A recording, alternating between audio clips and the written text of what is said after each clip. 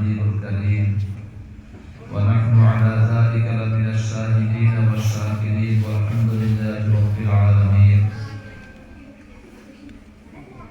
معزز محترم حضرات علماء کرام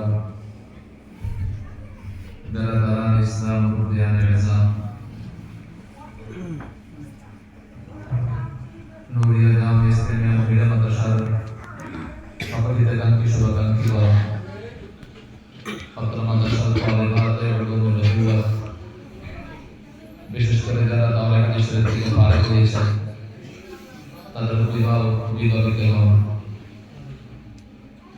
আল্লাহ তাআলার দরবারে লাখ কোটি শুকরিয়া যে আল্লাহ রাব্বুল আলামিন আমাদেরকে রাসূল করিম সাল্লাল্লাহু আলাইহি ওয়াসাল্লামের হাদিস সামনে নিয়ে বসার তৌফিক দিয়েছেন। রাসূল করিম সাল্লাল্লাহু আলাইহি ওয়াসাল্লামকে আমরা দেখি নাই, কিন্তু মুমিন বলতে প্রত্যেক মুমিনের অন্তরে রাসূলের ভালোবাসা মহব্বত আছে।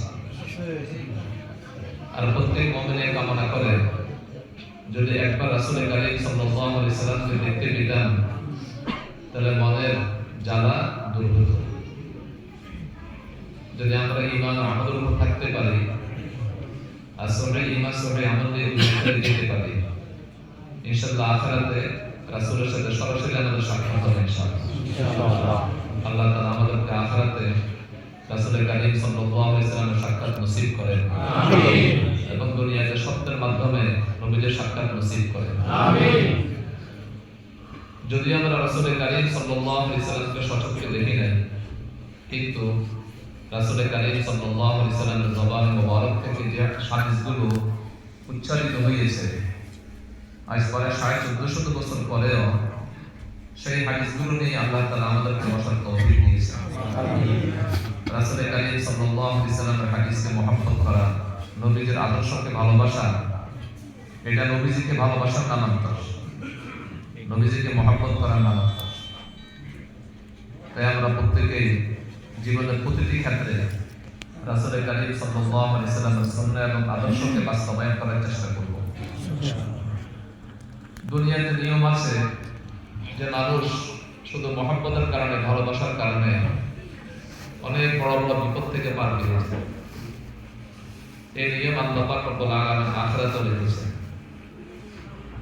যে মানুষ ভালোবাসার কারণে, মহব্বত করার কারণে আখিরাতে পরকালে আল্লাহ পাক রব্বুল আলামিন অনেক গুনাহগার ব্যক্তিদেরকে, জাহান্নামীদেরকে জাহান্নাম থেকে মুক্তি দান করবেন। হযরত আব্দুল্লাহ ইবনে মাসউদ রাদিয়াল্লাহু তাআলা আনহু থেকে বর্ণিত, তিনি বলেন, আন্না রাজুলান সাআলা নবী সাল্লাল্লাহু আলাইহি ওয়াসাল্লাম ফাকালা ইয়া রাসূলুল্লাহ কাইফা তাকুলু ফি রাজুলিন আহাব্বা কওমান ওয়া লাম ইয়াহব বিহি فقال رسول الله صلى الله عليه وسلم المرء مع من أحب। আব্দুল্লাহ ইবনে মাসউদ রাদিয়াল্লাহু তাআলা আনহু বলেন, জনৈক সাহাবী রাসূল করিম সাল্লাল্লাহু আলাইহি ওয়াসাল্লামকে জিজ্ঞাসা করলেন, ইয়া রাসূলুল্লাহ, যে আল্লাহর একজন বান্দা আল্লাহ ওয়ালাদেরকে মহব্বত করেন, দিনদার ওয়ালাদেরকে মহব্বত করেন, নেককার ব্যক্তিদেরকে মহব্বত করেন, আলেম ওলামাকে মহব্বত করেন, মসজিদের ইমাম মুয়াজ্জিনকে মহব্বত করেন, কিন্তু সে তাদের মতো আমল করতে পারে না। তারা যখন বেশি বেশি নেক আমল করে, সে তাদের মতো নেক আমল বেশি করতে পারে না, তবে সে তাদেরকে মহব্বত করে, ভালোবাসে। এমন ব্যক্তি সম্পর্কে আপনার কি মন্তব্য? রাসূল করিম সাল্লাল্লাহু আলাইহি ওয়াসাল্লাম জবাবে বললেন, আল মারু মা মান আহাব্বা, পৃথিবীর বুকে যে যাকে মহব্বত করবে, ভালোবাসবে, হাসর ময়দানে আখিরাতে আল্লাহ পাক রব্বুল আলামিন তাকে তাদের সঙ্গেই রাখবে, সুবহানাল্লাহ। আরেকটি হাদিস হযরত আনাস ইবনে মালিক রাদিয়াল্লাহু তাআলা আনহু থেকে বর্ণিত, তিনি বলেন, জা আরাবিয়্যুন ইলা রাসূলিল্লাহ সাল্লাল্লাহু আলাইহি ওয়াসাল্লাম ফাকালা ইয়া রাসূলুল্লাহ মাতা সাআ। একজন গ্রাম্য সাহাবী গ্রামে বসবাস করতেন, রাসূলের দরবারে এসে রাসূল করিম সাল্লাল্লাহু আলাইহি ওয়াসাল্লামকে প্রশ্ন করে বললেন, ইয়া রাসূলুল্লাহ মাতা সাআ, কিয়ামত কখন কায়েম হবে, কিয়ামত কখন হবে? কিয়ামত যে হবে এতে কোনো সন্দেহ নেই, কোনো সন্দেহ আছে? না। কিয়ামত হবে সম্পর্কে বিশ্বাস করা, এটা ঈমানের অবিচ্ছেদ্য অংশ। ঠিক। রাসূল করিম সাল্লাল্লাহু আলাইহি ওয়াসাল্লাম বলেন, তুমি যদি কিয়ামত সম্পর্কে জানতে চাও সরাসরি, তাহলে 3টি সূরা তেলাওয়াত করো চিন্তা ভাবনার সাথে। ইজা শামসু কুবিরাত, ইজা সামাউ ফাতারাত, এরপর হলো ইজা শামসু কুবিরাত ওয়া ইজা সামাউ ফাতারাত, আরেকটি সূরা হলো ইজা সামাউ শাক্কাত, ইজা শামসু কুবিরাত, ইজা সামাউ ফাতারাত। এই তিনটি সূরা তোমরা বেশি বেশি পড়ো চিন্তা ভাবনার সাথে। এই তিনটি সূরার মধ্যে আল্লাহ পাক রব্বুল আলামিন কিয়ামত সম্পর্কে আলোচনা করেছেন। তো কিয়ামত যে হবে এতে কোনো সন্দেহ নেই। কিয়ামত সম্পর্কে বিশ্বাস করা ঈমানের অবিচ্ছেদ্য অংশ। তো এই গ্রাম্য সাহাবী রাসূল কারীম সাল্লাল্লাহু আলাইহি ওয়াসাল্লামকে জিজ্ঞাসা করলেন, ইয়া রাসূলুল্লাহ, কিয়ামত কখন কায়েম হবে? কিয়ামত কখন হবে? নবী আকরাম সাল্লাল্লাহু আলাইহি ওয়াসাল্লাম তাকে পাল্টা প্রশ্ন করলেন, ওয়া মা আ'দাতা লাহা, তুমি আমাকে কিয়ামত সম্পর্কে জিজ্ঞাসা করছো, তুমি কিয়ামতের জন্য কি প্রস্তুতি গ্রহণ করেছো? তো ওই গ্রাম্য সাহাবী বললেন, ওয়া মা আ'দাতু লাহা ইল্লা আন্নী উহিব্বুল্লাহ ওয়া রাসূলাহু। ইয়া রাসূলুল্লাহ সাল্লাল্লাহু আলাইহি ওয়াসাল্লাম, আমি কিয়ামতের জন্য তেমন কোনো প্রস্তুতি গ্রহণ করতে পারি না, আমার তেমন কোনো আমল নেই, তবে আমি আল্লাহকে ভালোবাসি, রাসূলকে ভালোবাসি। সুবহানাল্লাহ। আমাদের ভালোবাসা আর ভালোবাসার মধ্যে পার্থক্য ছিল। আমরা তো মুখোমুখি ভালোবাসি, কিন্তু সাহাবায়ে কেরাম রাসূল কারীম সাল্লাল্লাহু আলাইহি ওয়াসাল্লামকে দিল থেকে ভালোবাসতেন, দিল থেকে মহব্বত করতেন। আর তারা মহব্বতকে প্রকাশ করতেন রাসূল কারীম সাল্লাল্লাহু আলাইহি ওয়াসাল্লামের আদর্শকে জীবনে বাস্তবায়ন করার মাধ্যমে। তো আমার তেমন কোনো আমল নেই, আমি কিয়ামতের জন্য তেমন কোনো প্রস্তুতি গ্রহণ করতে পারি নাই, তবে আমি আল্লাহ এবং রাসূলকে ভালোবাসি দিল থেকে। তো নবী করিম সাল্লাল্লাহু আলাইহি ওয়াসাল্লাম বললেন, আনতা মা'মান আহবাবতা, তুমি দুনিয়াতে যাকে ভালোবাসো, আখিরাতে পরকালে আল্লাহ পাক রব্বুল আলামিন তোমাকে তাদের সঙ্গেই রাখবেন। হযরত আনাস ইবনে মালিক রাদিয়াল্লাহু তাআলা আনহু বলেন, ফামা রাআইতুল মুসলিমিনা ফারিহু বিশাইইন বা'দা ইসলামিহিম ফারাহুম বিহা।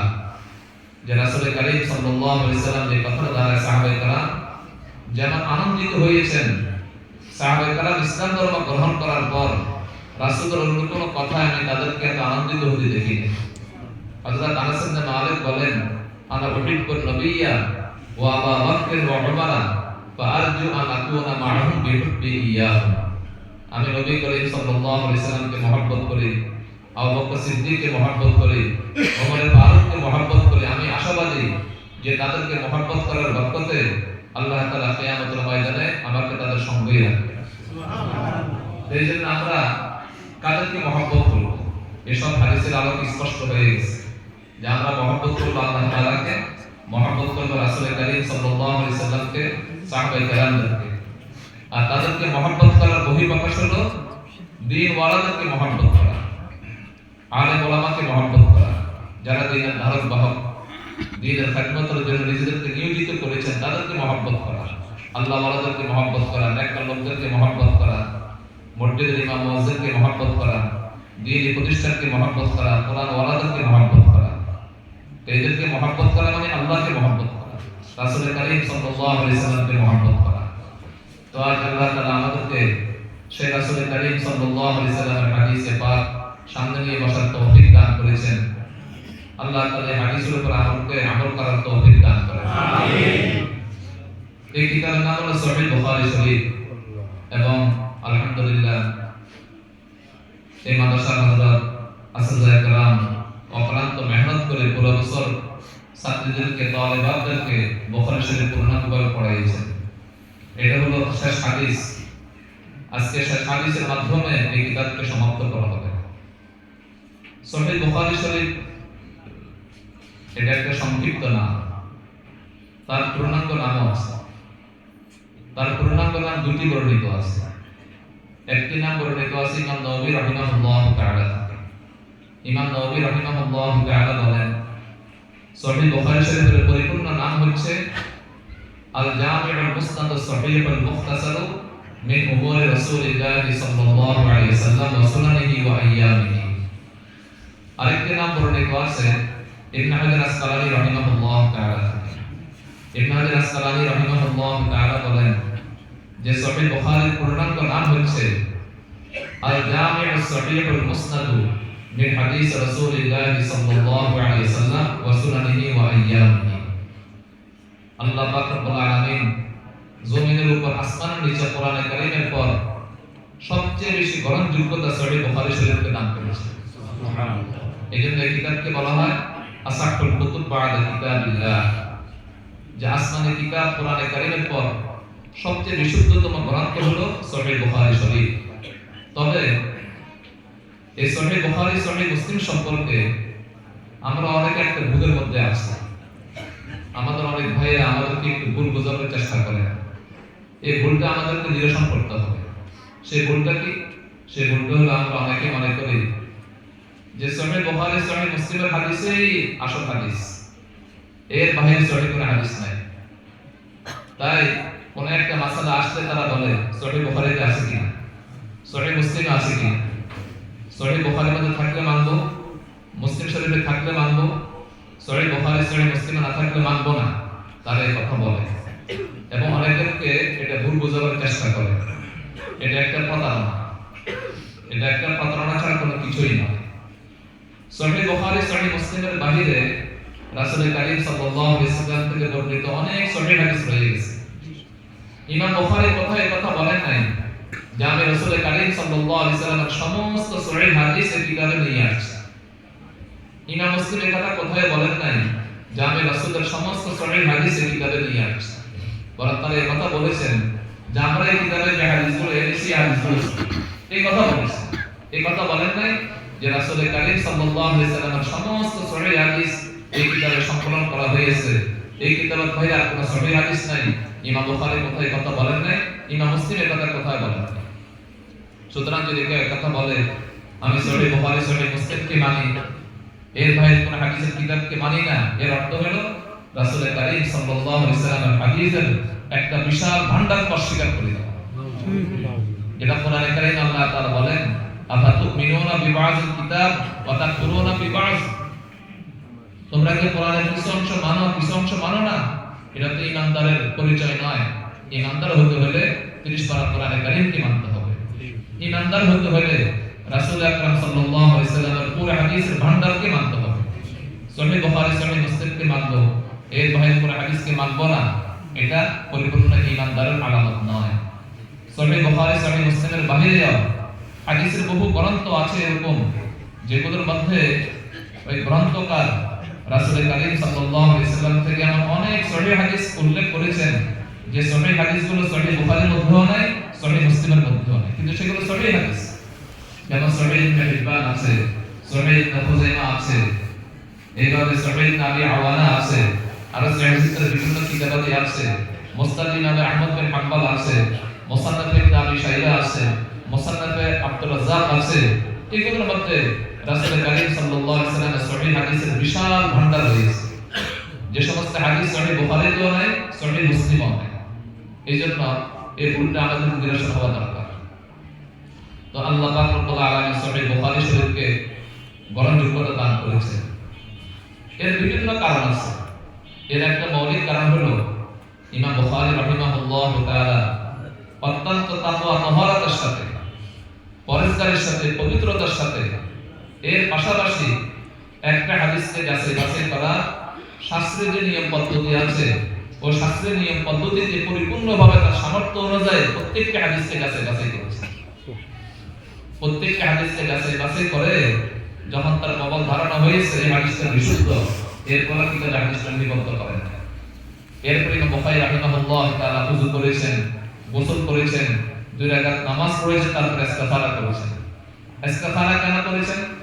ইস্তিগফার করেছেন এই জন্য যে আল্লাহ এই হাদিসটা কি শুদ্ধ কি শুদ্ধ নয়, একে যাচাই বাছাই করার জন্য আমার যে পরিমাণ সামর্থ্য আছে, জ্ঞান বুদ্ধি আছে, ইলম আছে, শাস্ত্রীয় পদ্ধতি আছে, আমি সব কিছু অবলম্বন করেছি। এই আল্লাহ যদি হাদিসটা বাস্তবে বিশুদ্ধ হয়, এটি আপনি আমার অন্তরে ঢেলে দেন। এই ইস্তিগফার আমাদের দোয়াটা করতে যখন আল্লাহ পাক রব্বুল আলামিনের পক্ষ থেকে অন্তরে ঢেলে দেওয়া হইতো যে হাদিসটা সহিহ বিশুদ্ধ, এরপরে ইমাম বুখারী রাহিমাহুল্লাহ তাআলা কিতাবে হাদিসটা লিপিবদ্ধ করতেন। এইজন্য আল্লাহ পাক রব্বুল আলামিন কোরআনে কারীমের পরে এই কিতাবকে সমাদৃত করেছেন, গ্রহণযোগ্যতা দান করেছেন। ইমাম বুখারী রাহিমাহুল্লাহ তাআলা তার এই কিতাবকে আরম্ভ করেছেন কিতাবুল ঈমানের মাধ্যমে, আর এই কিতাবকে সমাপ্ত করেছেন কিতাবুল ঈমানের মাধ্যমে। ঈমানের মাধ্যমে শুরু করেছেন, ঈমানের মাধ্যমে সমাপ্ত করেছেন। এবং শুরুতে ভূমিকা স্বরূপ কঠিন আলোচনা এনেছেন, যেহেতু যে ইসলাম ধর্ম আল্লাহ তাআলা আমাদেরকে দান করেছেন, ইসলামের পুরো ভিত্তি ওহির উপর। দুনিয়ার সমস্ত জ্ঞানের মধ্যে মিথ্যার সংমিশ্রণ হইতে পারে, কিন্তু ওহি এমন একটা জ্ঞান, অকাট্য জ্ঞান, শক্তিশালী জ্ঞান, পাওয়ারফুল জ্ঞান,